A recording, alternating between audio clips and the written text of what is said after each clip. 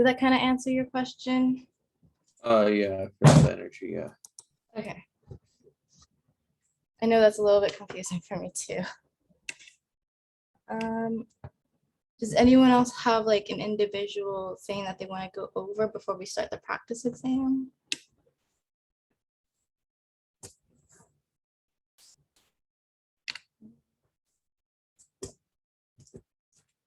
Okay, so we will start.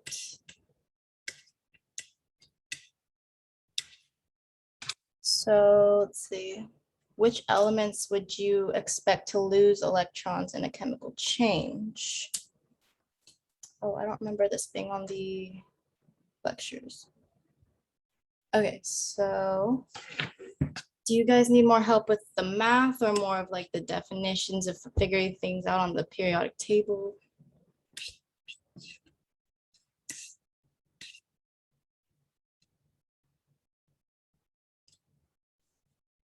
A bit of both. Okay, so then we'll just go through this. I'll just write down the questions. See if I can put it into the chat.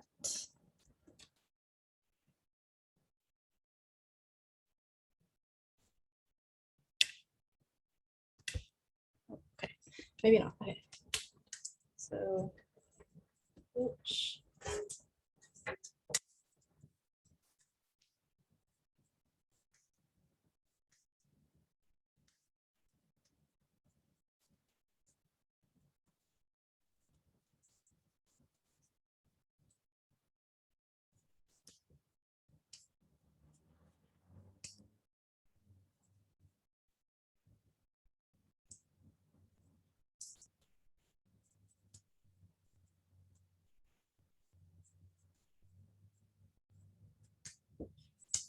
And then the answers.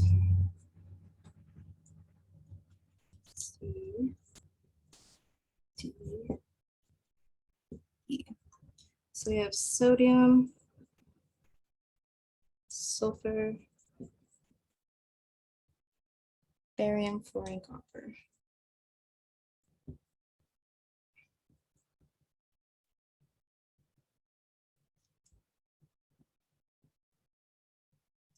So for this one, it's asking which elements would you expect to lose electrons in a chemical change? So the way that she explains this is that when you lose electrons, metals lose electrons. So which one of these basically is a metal? So you're going to use a lot of the periodic table during this test.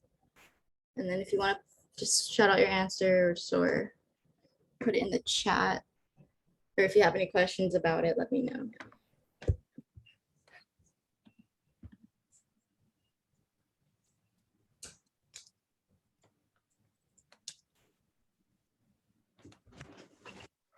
And it's multiple. There's multiple answers here.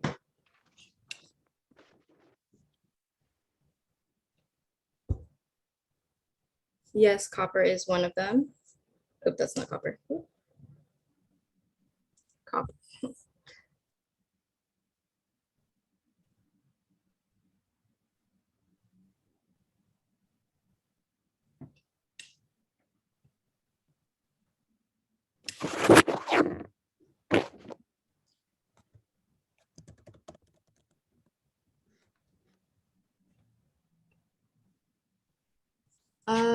For fluorine, that one is incorrect. So take a look at the periodic table. You know where the staircase is, like how she drew like that. Just remember which side is metal and which one is non-metal, and then you could be able to tell right away which one of these or how many of these are metals.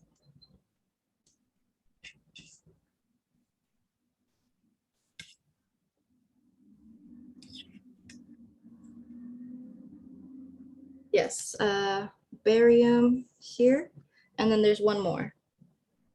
It was not. It's either sodium or sulfur.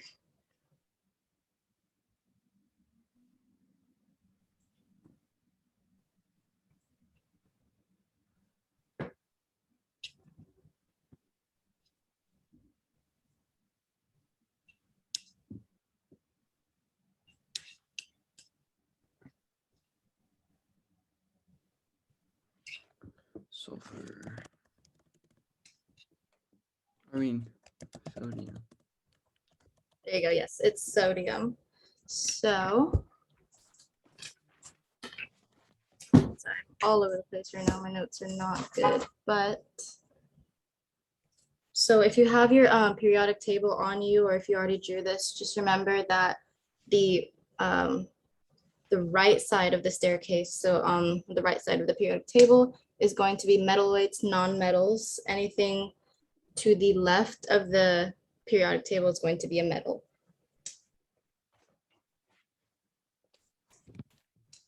You're good. You guys have this down.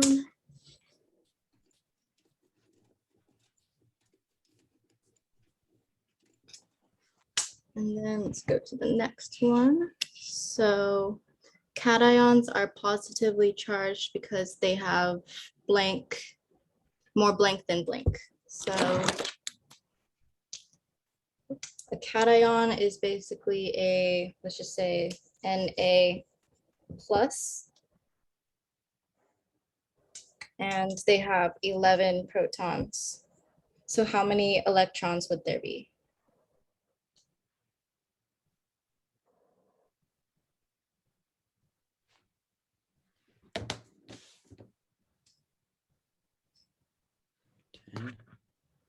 Yeah, there would be 10. I know you haven't learned anions yet, but if this was like a Na minus, then you would have 12 electrons. So it's basically like a balance of things. So just know how many protons are on the element, but you could see it on the periodic table is the atomic number. I don't know the one for Na, but if we have like a carbon and there's a 6 above it, it has 6 protons. But if we have like a carbon 2 plus, it would be like 6 protons with 4 electrons, if that makes sense. It's a lot of adding and subtracting with that one. So the question is asking you more of a fill in the blank. So you have cations are positively charged.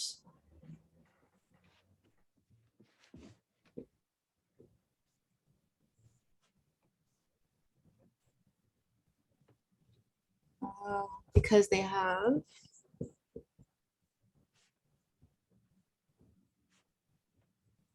more oh, I almost give you the answer. More blank than blank. So just type in your answers, what you think. I basically almost gave the answer. My bad. Yeah. More protons than electrons. And like I said before, if you have like an anion, it'd be the opposite. You'd have more electrons than protons.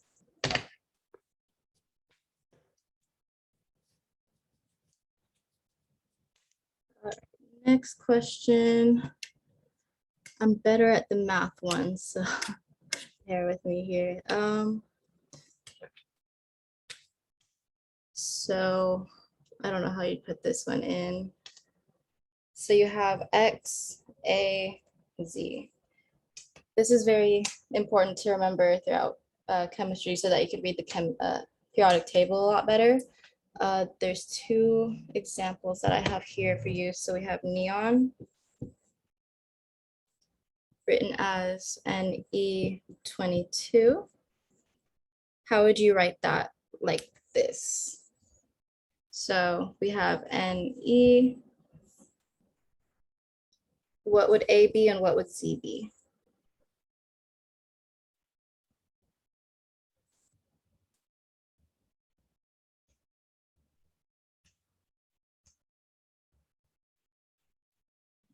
A is 10, right? You're close.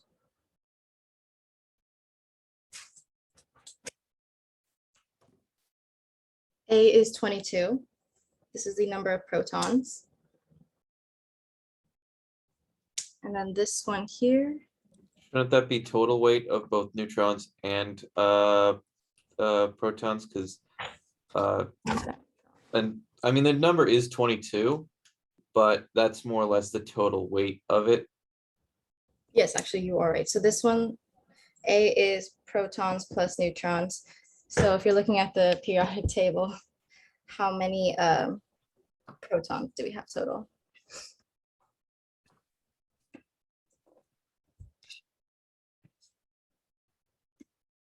Let's see.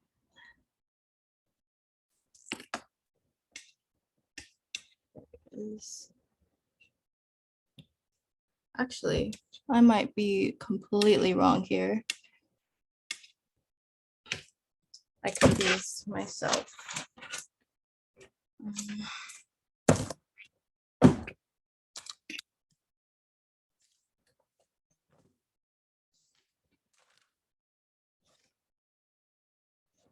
Oh, I guess. Oh, yes, yes, you're right. So this is protons plus neutrons. This is just protons right here. So what would Z be? I just wrote it. I'm sorry, it's so early in the morning right now. Yes, you guys got it right. The A is going to be protons plus neutrons. Z is just going to be protons.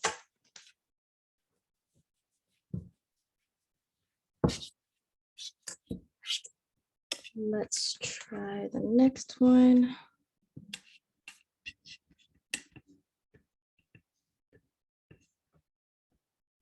This one is a fill in the table. So we have zinc 2 plus with A equals 64 and Z equals 30.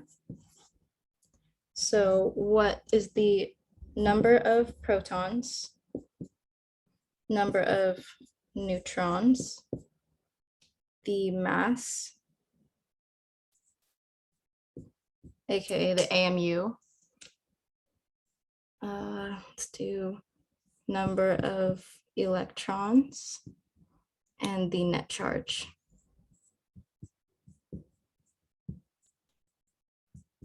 Okay, so how many protons?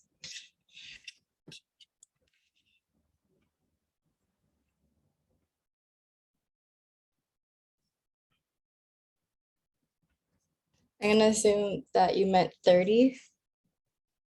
But yes, there's 30 protons. So how many neutrons would you have?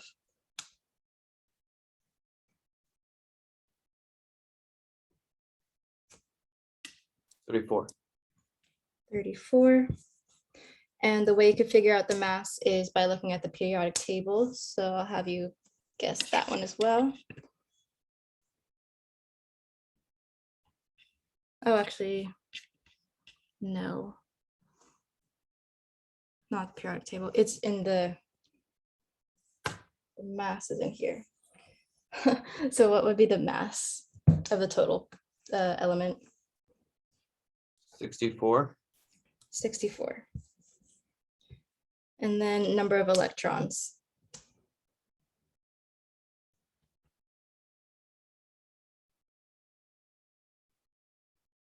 And to get the electrons, you have to use the 2 plus here. Yeah, we have 28. Because if you have protons here with 30, that means you have 30 plus 28 minus, so that you have 2 plus protons. So then what would the net charge be?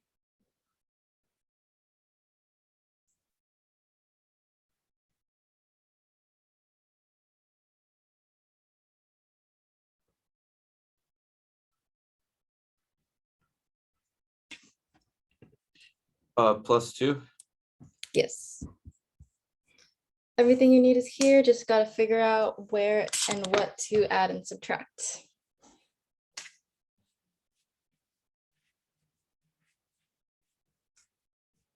I think it was just way too easy and I was overthinking it for a second.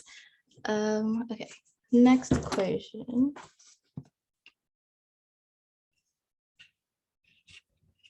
Do you guys have the periodic table down? I'm gonna try my best. I can't draw it like she did.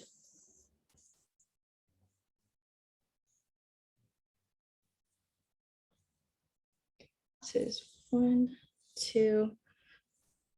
These are gonna be your transitions.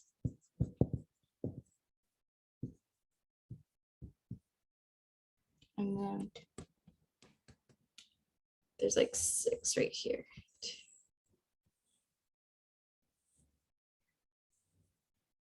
6.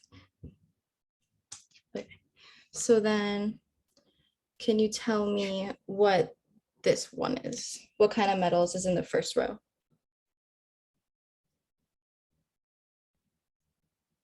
Alkali. Alkali. And if you don't have this already drawn or colored in onto your periodic table, it'd be very helpful if you did that right now with us. And then can you tell me what the second one is? Yes, alkaline. And then we're going to do, I already told you this is transition metals. And then what is this very last one here?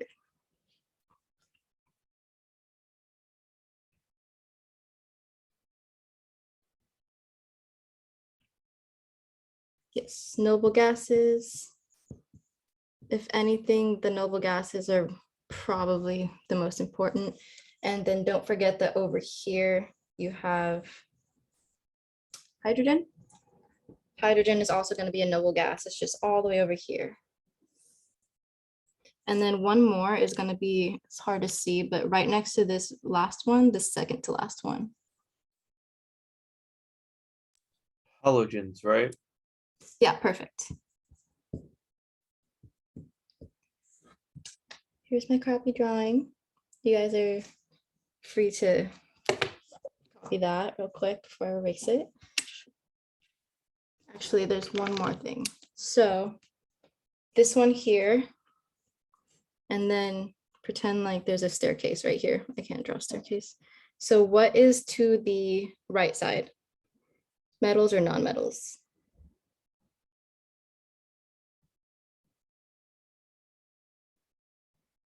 Yeah, so the right side is always going to be non-metal.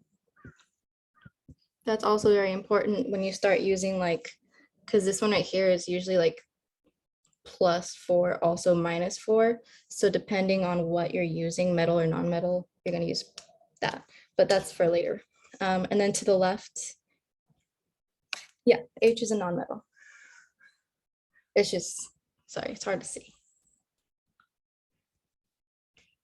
And then to the left of the staircase is going to be your metals.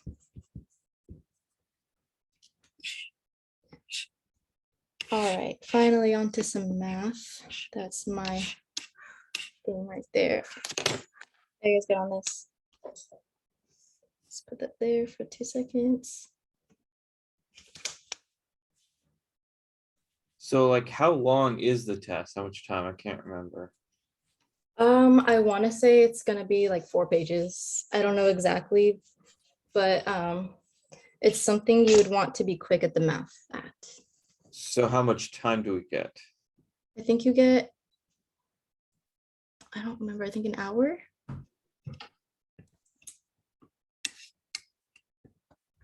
But if you do if you practice this, the math and everything, it should take you 30 minutes. 90 minutes, that's even better.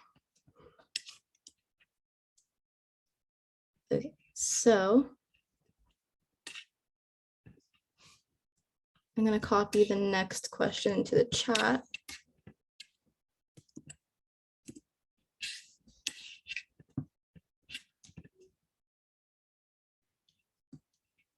Does anyone know how you would start this to set it up? I'll give you a second to read it.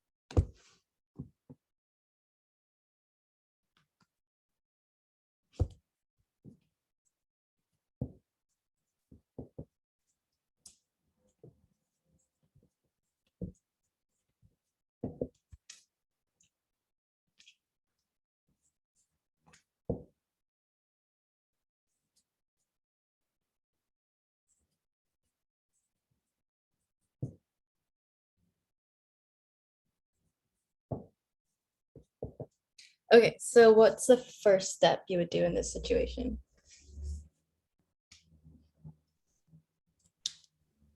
It'd be to convert the abundance percentage to like a decimal, right? So we could write this out. We're gonna do 29.5.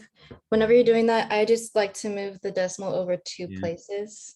So 0.295. Yeah. And then I like to add the 0 at the end so it has an even amount. So it's just 4. Makes it a little easier to see. And then we have 70.5, move that over. And we have 0.7050. And then what do you do with these numbers right here?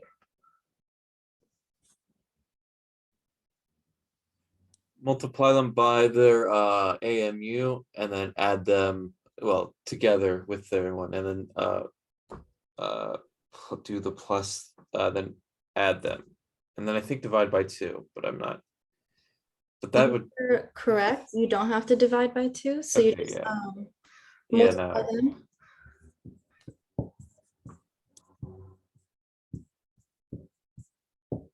And then you could put the answer you get into the chat.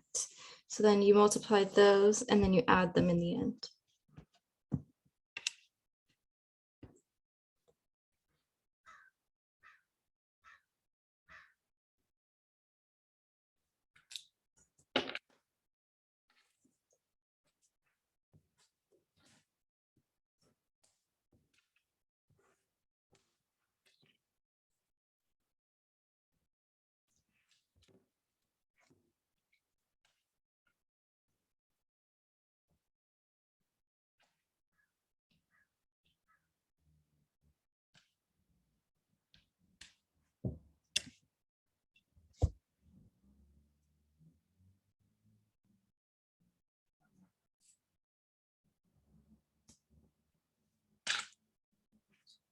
And then also, once you get the AMU, look at the periodic table and then see if you could tell me which element it is.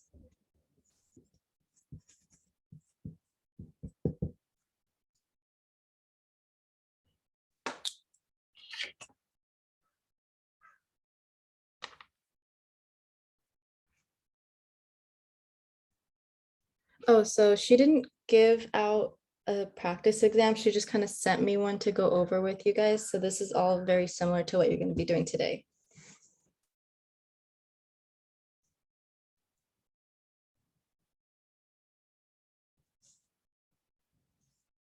You're welcome.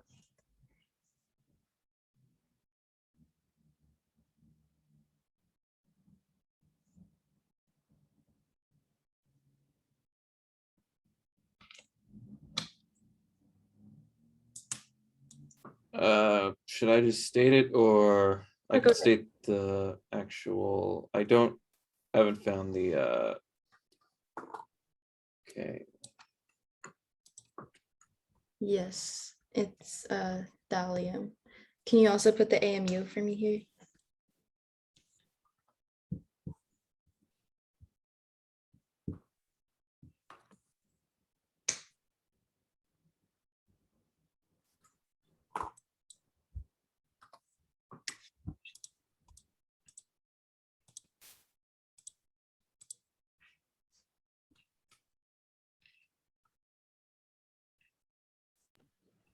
So for isotopes, does it like matter about the number of significant figures? No, I think when you're doing the math, I would use the amount of significant figures that they give you. So like there's 4 after the decimal. So no matter what you get, even if it's like 00, I would write out 00 at the end. Yeah, so Okay. 204.3833. But yeah, say if this was 3800, I would still write it.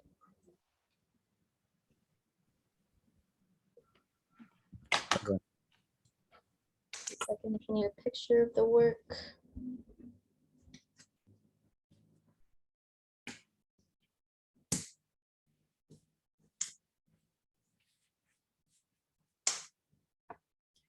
That was page 2 out of 5. So let's go to page 3. Okay, so for the reaction O3 becomes O2 plus O. So for A, potential energy, which one has bigger potential, or which one, let me just write it out. So smaller potential energy to bigger potential energy. So which of these elements belongs in the blank?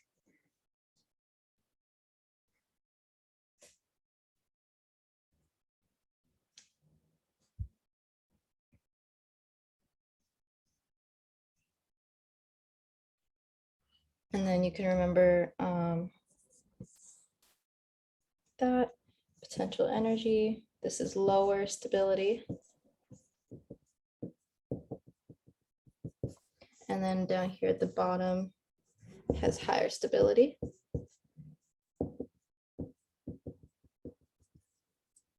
And if we're gonna put this into atoms, yes, let me see.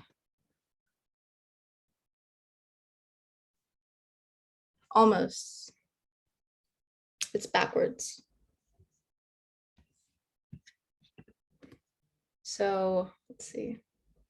I would put the O3 down here with the higher stability. And then O What? here. Didn't we just go over like a couple minutes ago that it was the other way around? I have it written down right here. More mass is more energy, and more energy is less stability, which means that whichever one would have higher. Wait, what did I write in there? Oh no, it is O3 that way. Sorry, wrong. It is correct. It just one side does have more energy. Yeah, sorry, this confused me a little bit too, especially when I was first learning it.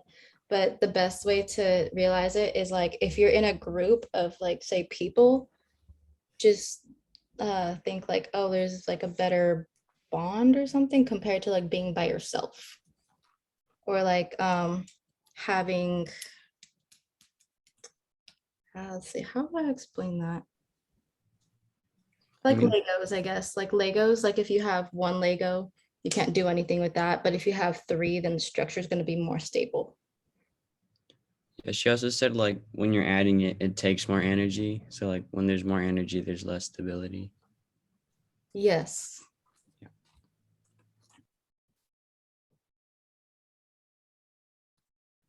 Okay, so yeah, this one here would be the O3. And this would be the O2 and the O. Or did I have that backwards? Oh man.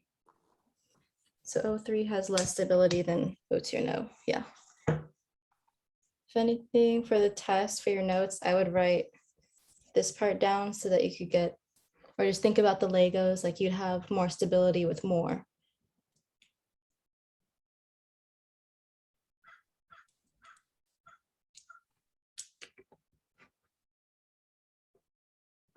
And then let's do, oh yeah, that was the next question, B, stability.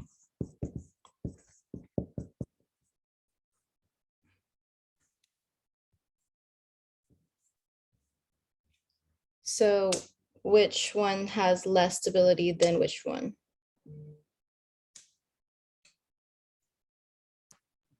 O2 plus O.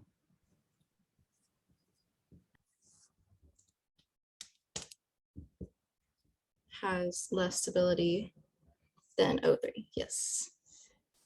And last one will be kinetic energy.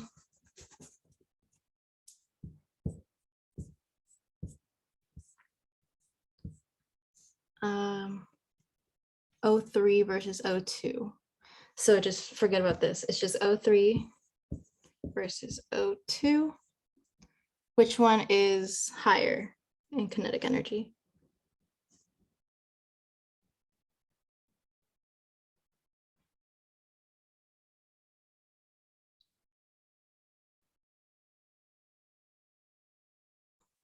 So for kinetic energy, that's kind of like an in motion energy, like how would I explain this? So potential energy, like kind of like a rubber band, it's like how much you're gonna energy you're saving for the future. And then kinetic energy is how much you're currently using. So in this, sorry, I can't use words, but for this one, O3 would have more kinetic energy than this one. So higher stability equals more energy.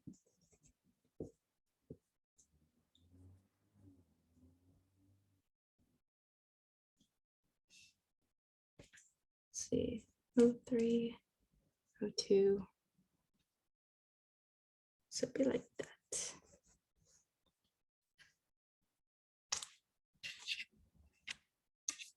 Any questions on potential energy and kinetic energy?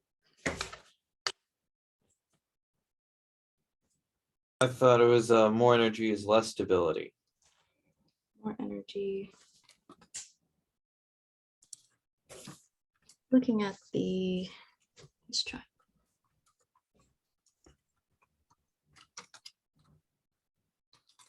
Okay, so it's kind of like the mass thing. So if you have more atoms, you're gonna have more energy. The less atoms, the less energy. The lower the potential energy of the system, the more stable it is. I'm Is not that what's in the notes or on the lecture? No, it's what it says on thermodynamics and stability on chemistry, UC Calgary. Okay, I'm just reading off of the key, so that's possible the key is wrong. But oh, okay, so at the same velocities. Let me rewrite this.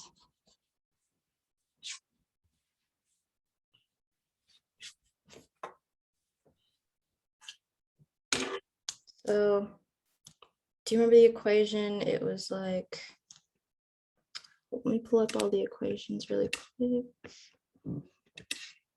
There's the kinetic energy equals mv squared, I believe.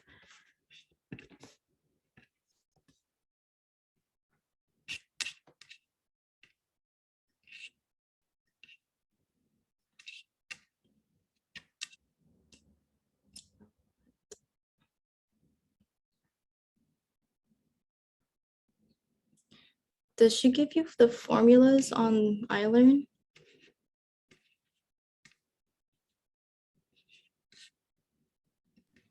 I guess not.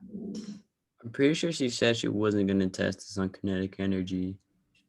Okay, I might be wrong. Pretty sure I heard that though. so the bigger the mass, I believe she said, the more energy because you're multiplying it. So I'm not sure. She's confusing me now. But for the exam, just know that in this case, the bigger one is going to have more energy than the smaller one. Okay, I would ask her about that because let's see. The key is telling me different.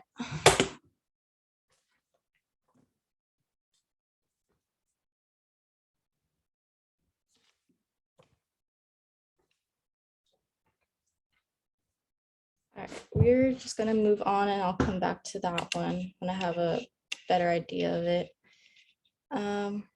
Okay, this one was, I remember someone had trouble with this on Alex. It was the electromagnetic spectrum.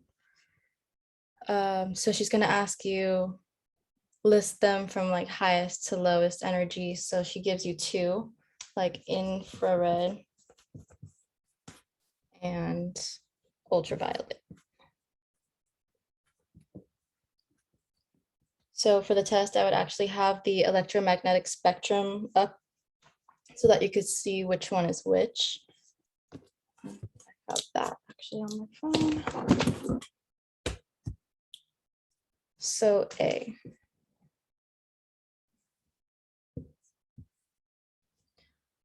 Which one of these has the highest energy?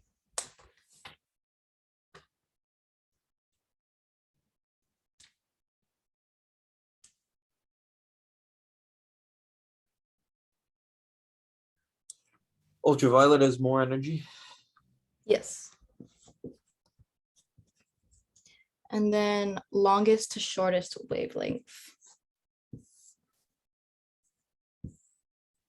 So like wavelength being like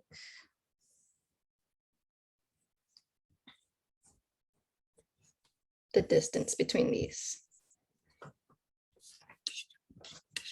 Infrared would have a bigger wavelength, right? Yes. Perfect. That should be easy as long as you have the electromagnetic spectrum up. I believe on one of the third PowerPoint at the very bottom, there's one that has like increasing energy and everything you need to know on there.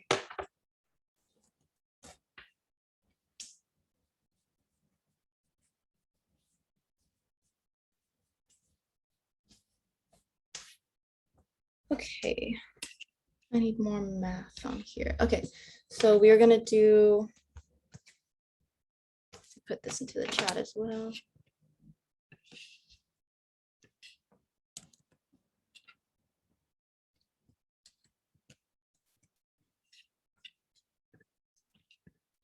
So you have two emission wavelengths in the hydrogen atom emission spectrum. One is 410 nanometers, and the other one is 434.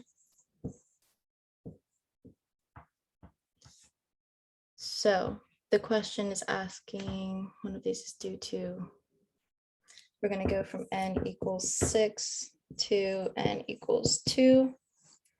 And then just 4, 5, 6. So we're basically going down.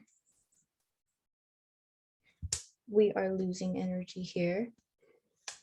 So how would you start this? Or what is this? Which wavelength corresponds to N6 to N? Oh. Do you need the?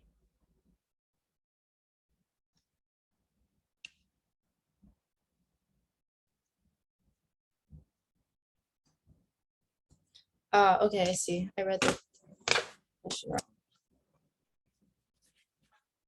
So this one involves a bit of math. So one of these is due to n equals 6 to n equals 2.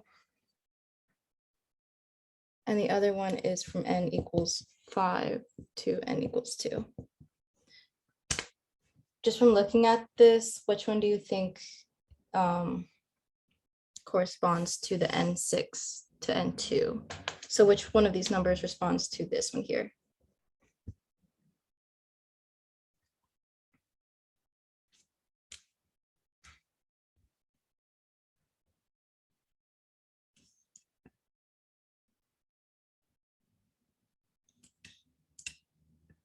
So it'd actually be 410. So we could do the math for this one. Sorry, let me just look up the equation. So the equation is C equals, yeah, wavelength like that. And so we just plug it in. So if we have n equals 6 to n equals 2,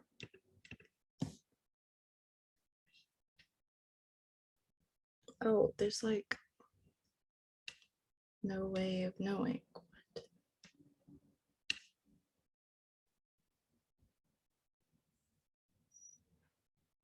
Oh, okay. So the explanation for this is the transition from n equals 6 to n equals 2 is obviously larger than this one. It's a 4 different compared to 3. Therefore, it has a greater change in energy. So that's why you would think it would be the bigger number. But because there's more energy, the wavelength is going to be shorter. So comparing to, let's see, 410 has more energy, so it's going to be like this, but less energy is going to be a smaller wavelength.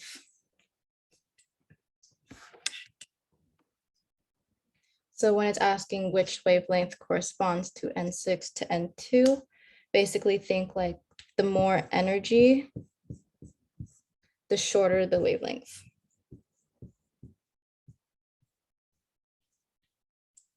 Wavelength like that. And vice versa, like the less energy you have, it's gonna slow down, kind of like a heart rate. Longer wavelength, this will have, this one will correspond here. This one correspond there. Does that make sense to you guys?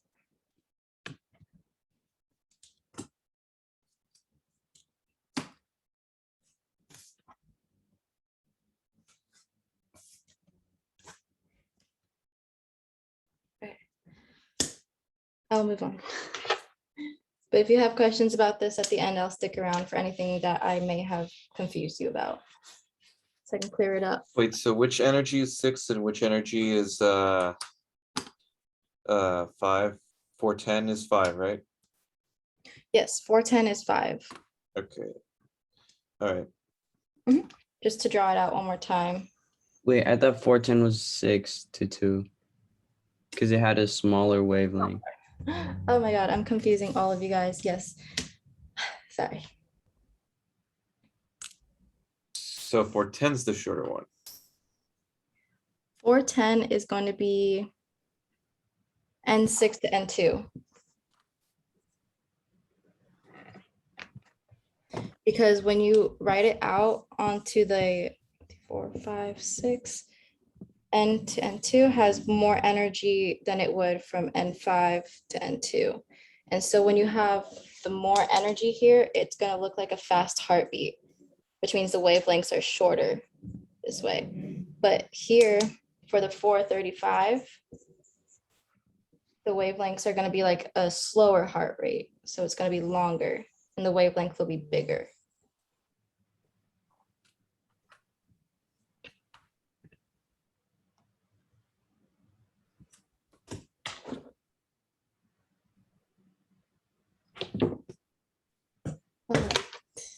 Are you good with this one?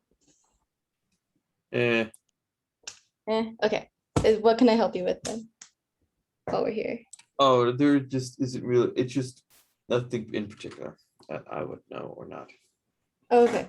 Well, you can stick around at the end if you have more questions about the wavelength. I think I understand that one better now.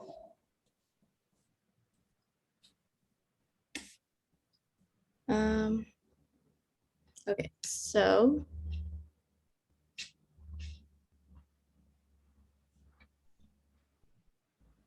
we have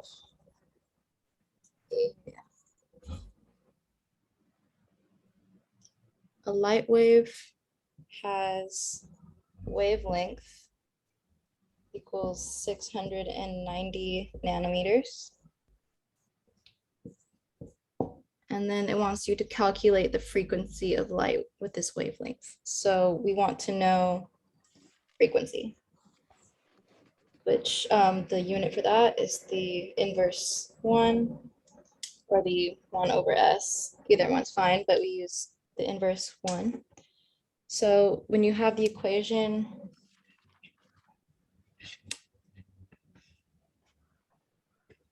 you're going to have C equals wavelength times frequency. But since you want to find this, you're going to divide this over here. So then you're going to end up with frequency equals speed of light over wavelength.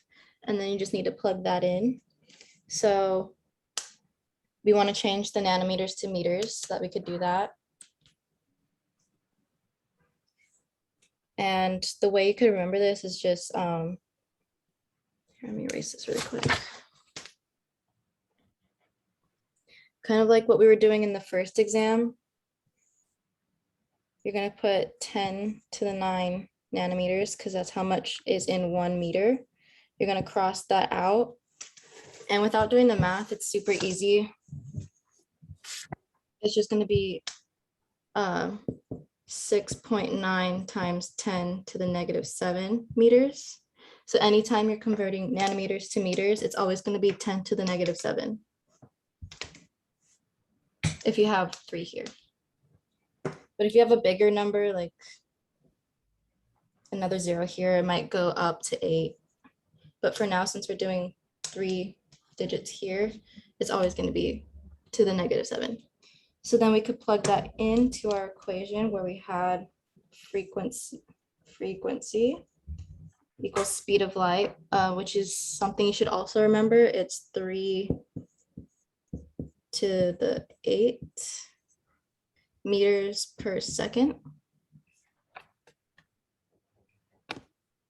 And then you're going to divide that by the answer you got here.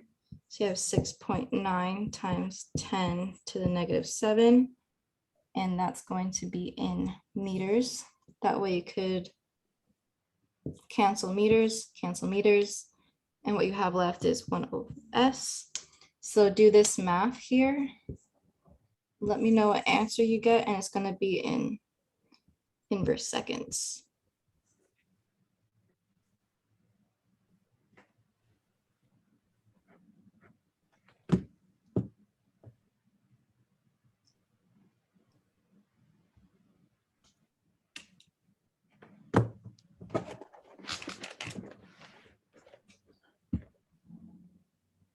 So the 3.8 is like a constant variable.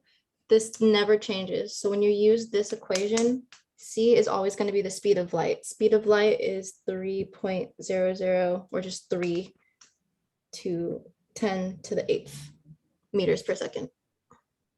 And that'll be helpful in all your chemistry classes.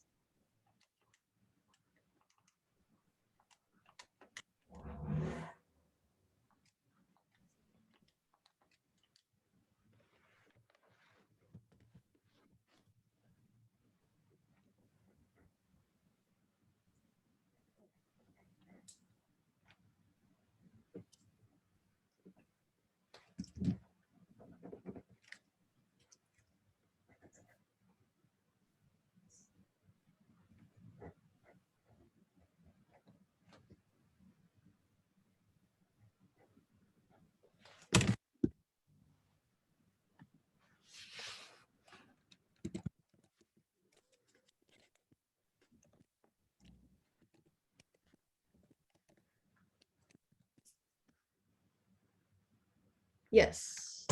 So you have 4.35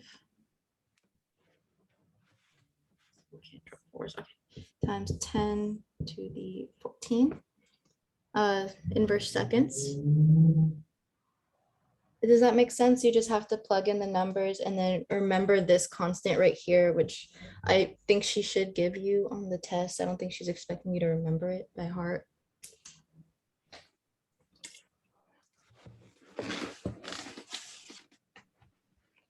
And then remember that number that you just got. I'm gonna erase this. I'll give you a second if you need to take a picture or anything.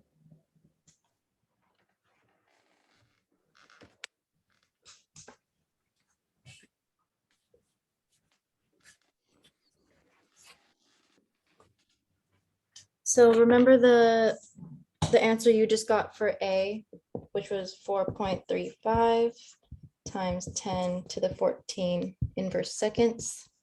So for part B, we're going to look for energy in photons, which equals Hc, which is irrelevant at this point because we're going to be using the other equation.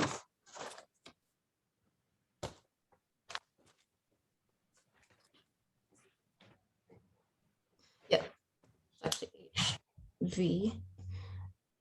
So we're going to be using Hc over the wavelength to get this here.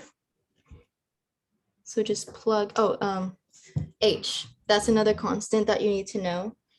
So C is speed of light, 3 times 10 to the 8 meters per second, and then H is 6.626 times 10 to the negative 34 joules times seconds. So I would write these two constants down because you'll be needing those.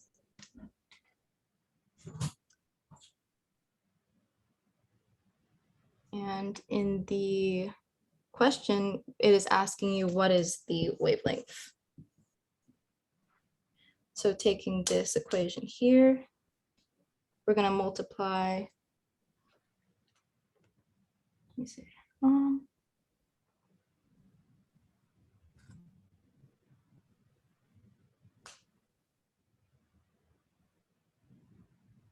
Actually,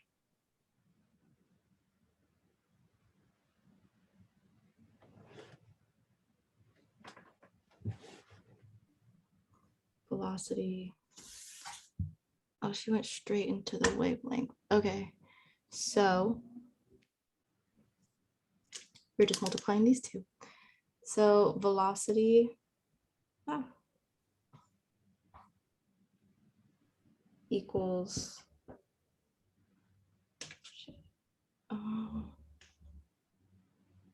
she went straight into this. Sorry, 1 second. Oh, yes. Okay. So this right here, that's what was confusing me. The V is going to be your inverse second, which is what you got up here. So all you have to do is plug in this H constant with what you got before. Your E photon will equal the 6.626 times 10 to the negative 34 joules times seconds. Multiply that by the 4.35 times 10 to the 14 inverse seconds. And before you do the math, you can automatically get rid of the inverse second and the second because that's basically second over second. It's just one, and you'll just end up with joules. So whatever you get for these answer is going to be in joules. And don't forget to write your units down on your tests.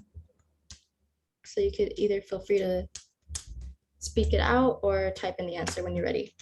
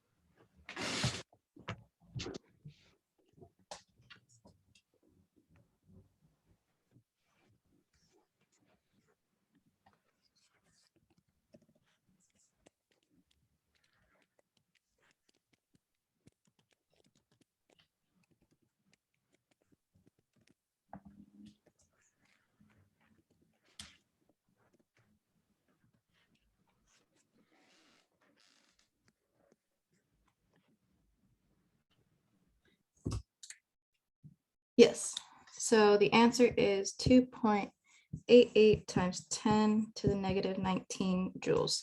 So you guys understand the math, but do you guys also understand how to do the units as well? I think the units are very important in figuring out where to plug in your equation.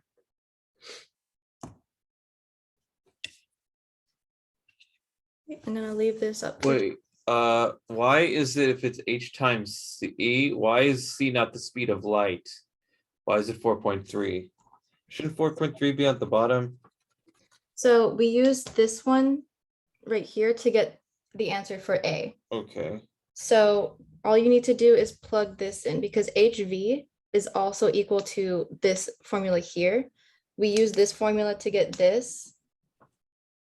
But in order to get the photons, you need to use the middle one here so that you multiply it by the H constant. So wait, shouldn't we be dividing? Wait, I'm confused. If that's wavelength at the bottom, the 4.35, shouldn't it be at the bottom and then above it should be 6.626 times, well, times the speed of light, and that's on the bottom? For this equation, Yeah. you could do that. Yeah, we could try that out really quickly and see how that works through the process. So say we're just gonna do the whole thing without A, because it's a two-part question. She just wants the wavelength so that you could plug it in here. But if you're doing it all in one, you're gonna do H, which is 6.626 times 10 negative 34 joules times seconds times the speed of light, which is 3 times 10 to the 8 meters per second. Then you would divide that by your wavelength, which in the equation is equal to 690 nanometers. But when you convert the nanometers to meters, because you have meters here, it's going to be 6.9 times 10 negative 7 meters. So then you cross that out, you cross that out. You can cross out the seconds, cross out the seconds. You'll be left with joules. And then do the math real quick. I'll do the math too. Just multiply this and then divide by this.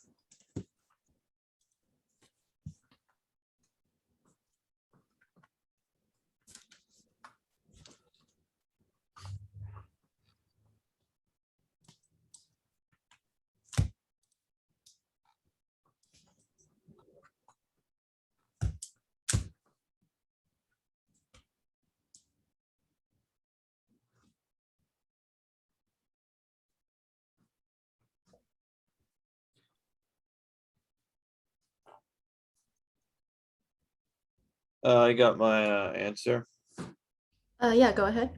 2.88 times 10 to the power negative 19. Yes.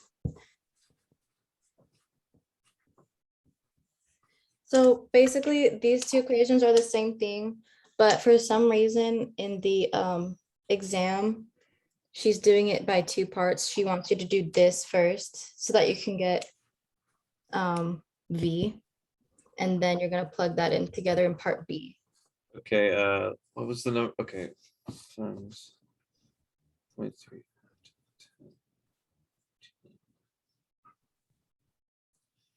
Are you still confused? I mean, I'm just confused because we've done it the way that I did it in Mhm. the homework, but and I know that the other way would work, but I don't think we've ever done, I don't remember ever doing anything like that before. Yeah, no problem. I don't know. I do remember only going over this one in class, right? Just the division one. So it's H is of course Lamarck's rule, and then that's just V. All right. Let me just okay. Sorry if that's a little confusing, but I know there's just like a process, like when you do it on the exam, it's gonna break it down for you. It's gonna have you do part one and then part two.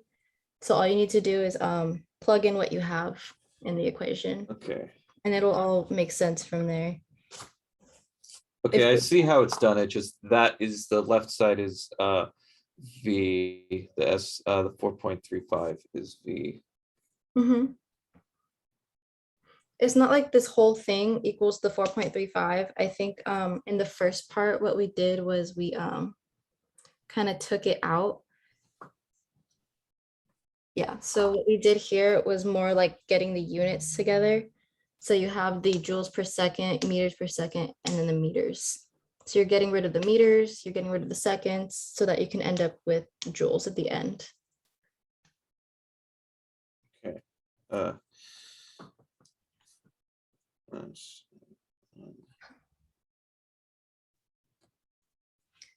Good luck, Gabriel.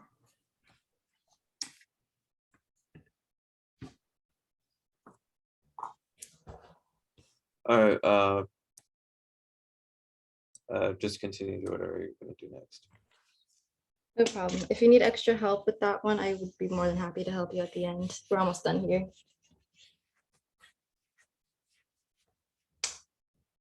Okay, we're almost done. We have 2 more pages. You guys are good with the electromagnetic spectrum and like just where UV is and how increasing energy works.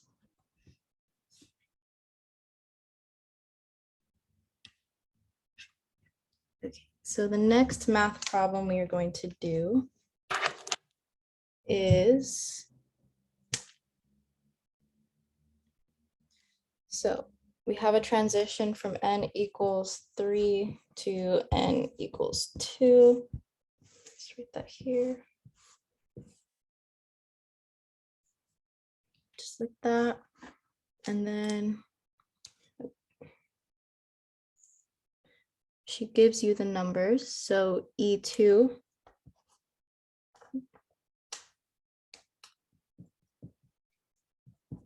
equals negative 2.42 times 10 to the negative 19 joules. E3 equals, oh, sorry, I messed that up. E3 is actually negative 2.42. And then E2 here is negative 5.45 times 10 to the negative 19 joules. So for this one, it's always going to be change in energy, this equation. It's going to be E final minus E initial. So this one here is initial, and this one will be final. So then we do negative 5.45 times 10, negative 19 joules. Subtract that from negative 2.42 times 10, negative 19. This is basically addition. So let me know what you get there.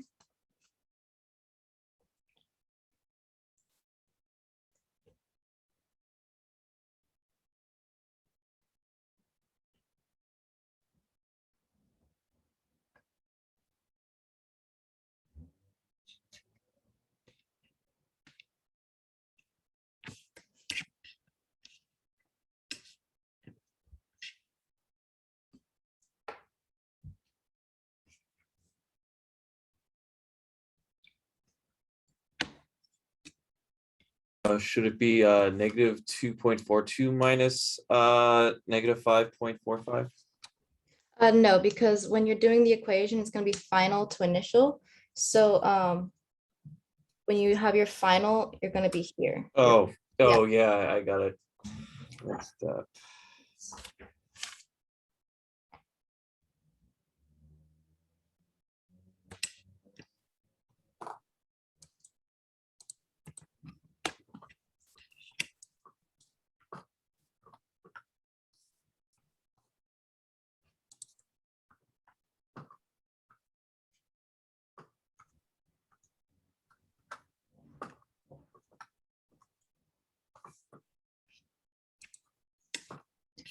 Yes, so the answer is negative 3.03 times 10, negative 19 joules.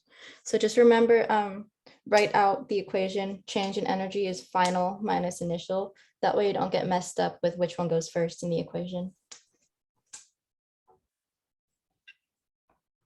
And then the reason it's going to ask you on the, so it's negative here. Why is it negative? Is it because energy is blank? Energy is being released or absorbed, released or absorbed.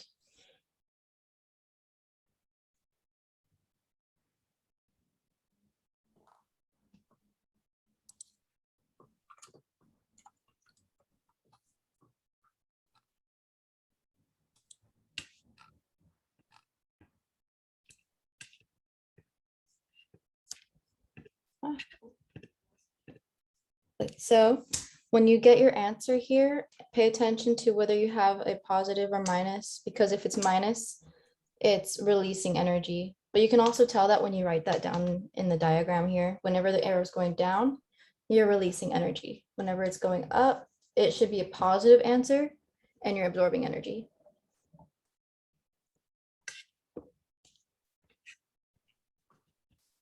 Energy is absorbed or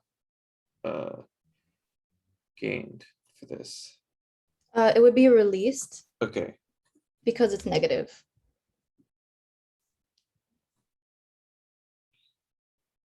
I'd put that in your notes too.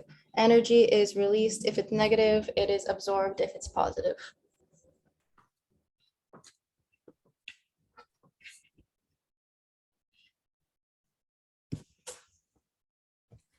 This is actually our last question after this. Wait, I'm sorry. Energy is released means it'll be negative.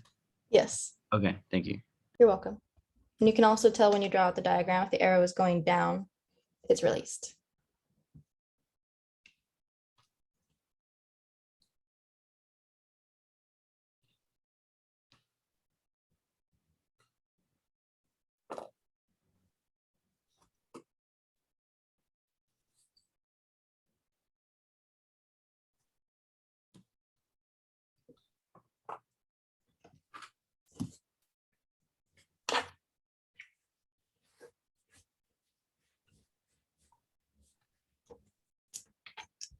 This is the last question, but I'm not sure if we need to go over it.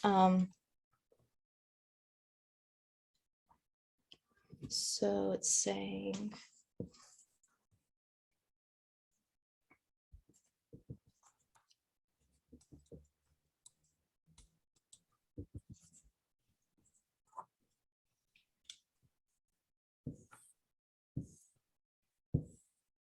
so these are the first 4 levels in the hydrogen atom. It's asking here to draw an arrow for any electronic transition between n equals 1 and n equals 4, 1 to 4.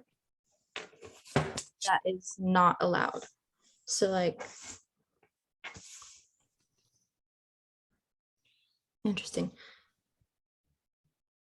Obviously, you could do this or this. Yeah, I don't know how to teach you this one because it's basically like that. If you're going from one to the other, it's straight shot. The one it's giving me is you can't do N2 to N3. Yeah, I don't know why you would do that.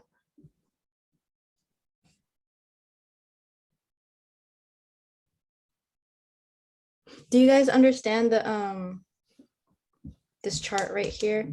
Like, ignore my arrows. So like if she was to ask you which arrow releases a photon of light with higher energy. Wait, sorry, let me read this really quick. It's a little confusing.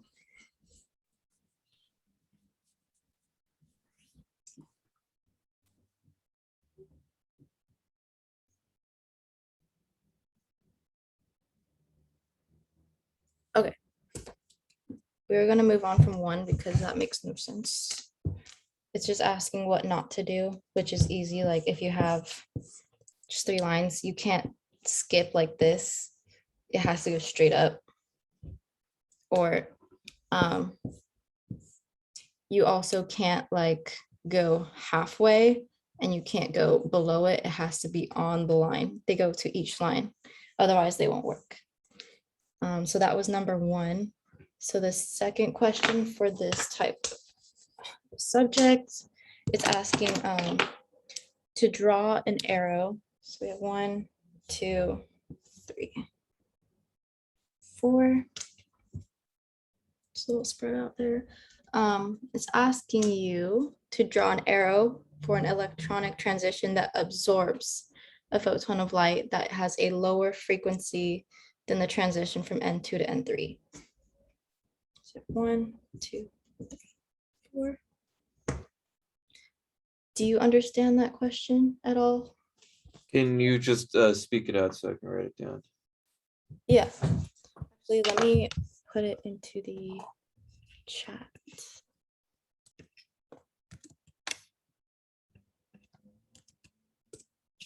And then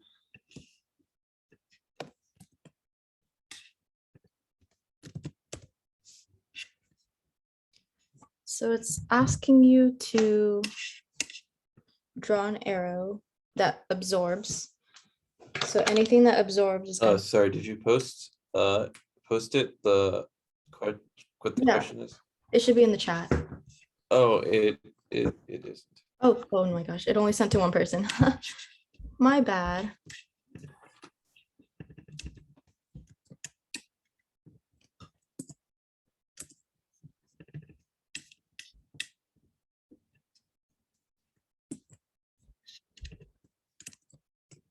Where it says ULF, I think it's supposed to say box 2.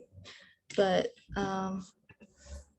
basically in the box, this box,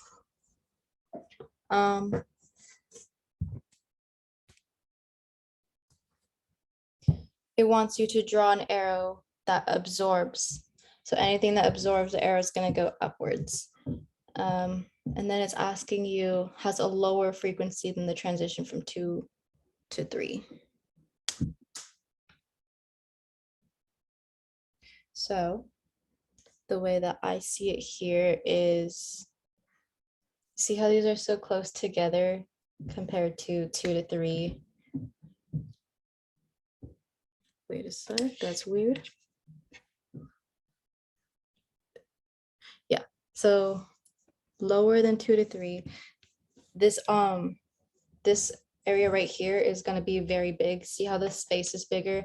Anytime you see a chart like this, the space between 1 and 2 is always the biggest, and then the spaces between 3 and 4 and 5 and 6 are going to get smaller and smaller, which means those are lower frequencies. So the higher you are up here, the lower the frequency, and it's asking you to do something lower than 2 to 3. So anything below that would be basically 3 to 4. So if she asks you that question, draw an arrow that absorbs a photon of light that has a lower frequency, it's going to be higher up. And if they're asking for a release of photon light, it would be the opposite direction.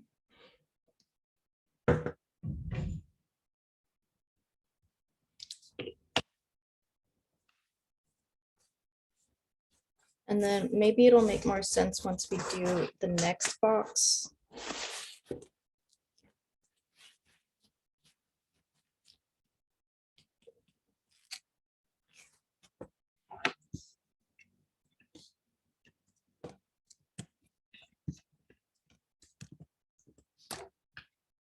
So here it's asking for a release of photon light with a higher energy than transition from 4 to 2. So anything higher than this. You could do it 3 ways here. It's hard to see, I'm sorry. So for this question, it's asking for a release, which means it's going to go down. But where would you put it on here?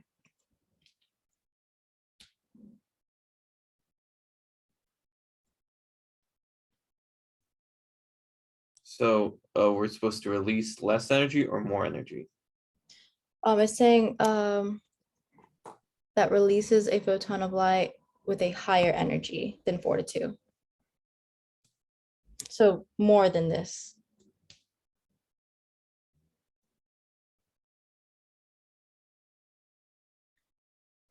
It's a little confusing, so I'll just 4 to 1, right? yeah, that works. 4 to 1. That's more energy. You could also do 3 to 1 or 2 to 1. All of that is higher than this one because since you're so high up, these numbers are going to be less energy compared to the energy you're using to jump from 1 to 2. Because I don't know if you could explain this, but 1 right here is the excited state.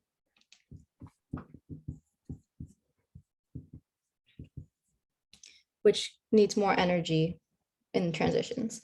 So the further you go up, the less energy. And even though these look like they're the same, anything between 1 and 2 is going to be more energy than 3 and 4, if that makes sense.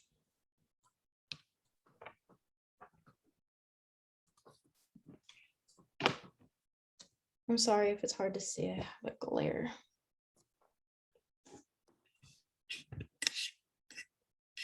And that is actually all we have for the practice exam. I have about 39 minutes if anyone wants to go over anything I confused you on.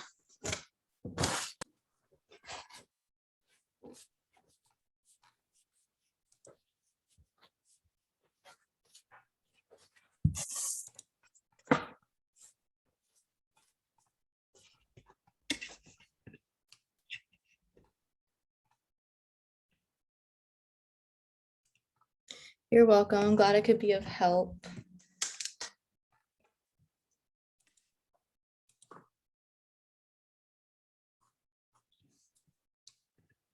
You're welcome. Thanks for the help. I'm gonna go. Okay, no problem. Good luck, guys. I have a question. Yes. Can you go over the second question of what we just reviewed? The light energy. Yeah. Like the transition that source of a photon of light that has a lower frequency than the transition from N2 to N3. Yes. So you have, when you're drawing these, make sure that like n equals 4 is closer to n equals 3 than n equals 2. And then n equals 1 would go all the way at the bottom. So when you're looking at this, just know, like, actually, yeah, this site right here between n1 and n2 is always going to be bigger. And then as you keep going up the energy levels, they're going to shrink. So when it's asking you for a lower, let's see, so absorb, first we're going to go absorb. We know that's an up arrow. Okay. And it wants higher energy than the transition from 4 to 2. So this is a no. Higher energy. Wait, isn't it 2 to 3? Yeah, sorry. That's okay. I'm trying to read it without the key. I totally took it out of the key. Oh, where did you go? Wait, hold up. My dog is barking at someone. No worries.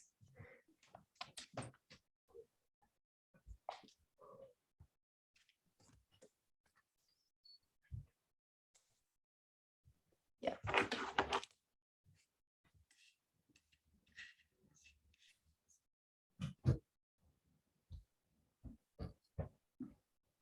Sorry, it's because I'm home alone and I'm barking. No problem. I have dogs too at home, so I lock my door. Yeah, that's why I was like, why is he working? Okay, so it's releasing. No, it's observing. So It's it's going up. Yeah, absorb goes up, release goes down, but in this Mhm. case, we're absorbing, so it's going to go up. Mhm. And it's asking for a lower frequency than 2 to 3, correct? Yeah. So 2 to 3. So if you go any further down, this is higher frequency. So Okay. you don't want this either. So the only way you could do is go up further. So 3 to 4. Yeah. Okay. Or if you had even like n equals 5, you could do, I don't want to be wrong, but you could do n3 to n5 Mhm. or n4 to n5. Anything that's above this, Okay. Because Yeah. if you go any lower, then it's higher. it's higher. Okay. Mhm. Okay, that makes much more sense. Yeah. And then, sorry, I have trouble with like the what is the releasing? Hold up. The energy one. when we went over like what has more, Is it the stability one? yeah, when we did like the oxygen 3 and like the less and more. Yeah, I'll just write this down really quick. So they gave you O3, O2 plus O. And then they're asking for potential energy. What is less than what? B.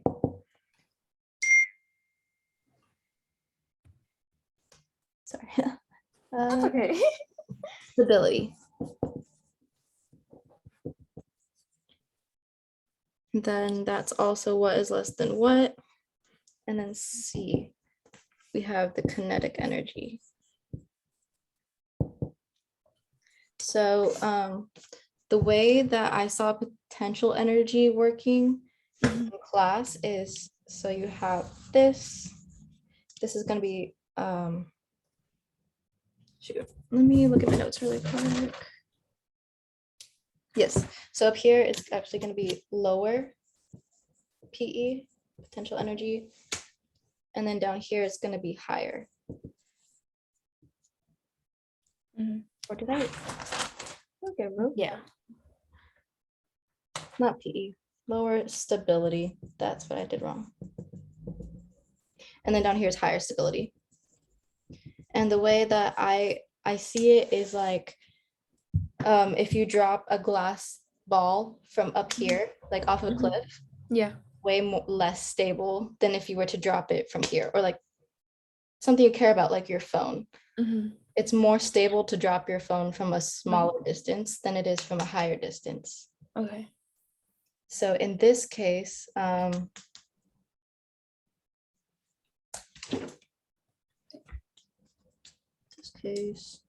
the O3 is going to have less stability.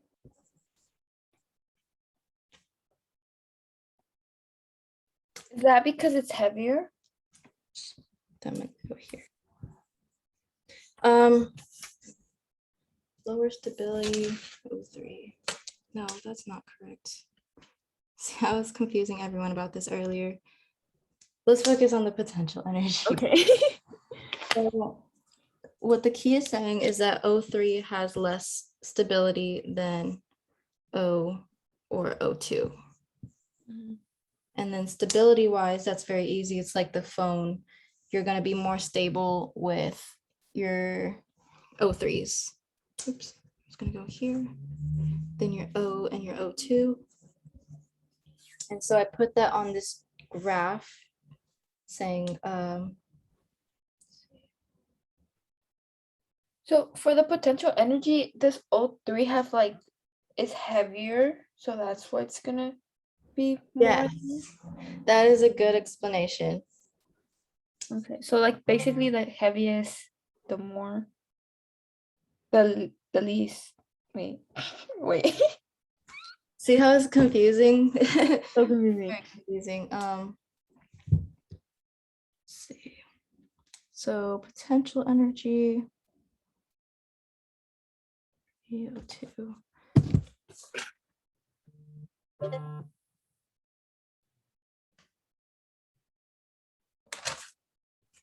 Let's just say potential energy O3 has is less. Okay, so yeah, O3 is going to be down here for PE. 3 is less PE, more PE. Does that make sense now? For potential energy, this one is also kind of like a rubber band. So you have like the base of the rubber band here, Mhm. and then you stretch it and stretch it and stretch it, saying like you're adding, let's just say you're adding more of the oxygen atoms. No, you're not. Man. I don't know the full explanation, but I know that the more PE you have, the less stability. Yes. So the more PE.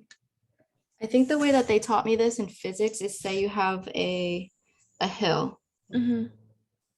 At the top, you're gonna have more potential energy because it's so built up compared to down here.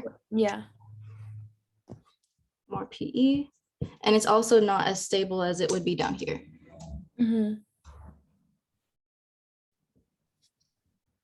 So this is less stable. And this is more stable.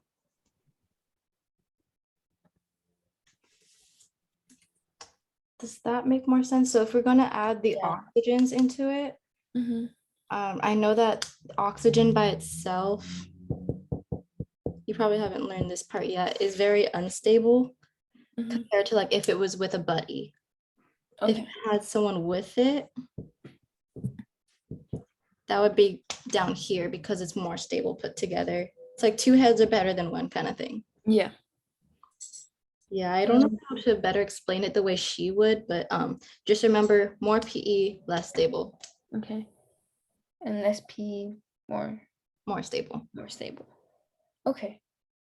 And for the kinetic energy, it's the more stable on the it'll be on the bottom, right? The more stable. Let's see. So O2 would be, yes, O2 would be down here. Mm-hmm. No, it'll be O3, wouldn't it? 3, O2. Huh. I don't like these little less than more than arrows. Sorry, those are. Me neither. I'm confused. So what it's saying on here is that O2 has less than Mm-hmm. O3, Yeah. less kinetic energy. So then you would put that more. O2 would be kind of like in the middle over here. O3 would be over here. Okay. That makes more sense. I'm sorry I couldn't give a better scientific explanation. No, it's okay. Okay, But- I have one more question. Yeah. Okay. So before this, we did isotopes, right? Yeah. And I get confused because sometimes I don't get the exact number from the periodic table.